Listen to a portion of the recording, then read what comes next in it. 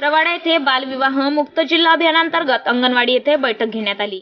या बैठकीत सातनूर ग्रामपंचायत सरपंच शिल्पाताई बर्डे, पोलीस पाटील वासुदेव धुर्वे, अंगणवाडी सेविका अनिताताई धुर्वे, मेंबर दिलीप धुर्वे, महिला बचत गटाच्या अध्यक्षा अर्चनाताई धुर्वे, माजी जिल्हा परिषद सदस्य श्री रामदासजी धुर्वे, जिल्हा परिषद मुख्याध्यापक वानखडे सर, सुरेश सिरसाम, विनोद तोमडाम, सुरेंद्र नवडेक, श्री नामदेव आहाके, सातनूर ग्रामपंचायतचे कर्मचारी आणि रवाडा येथील प्रतिष्ठित नागरिक तेथे उपस्थित होते।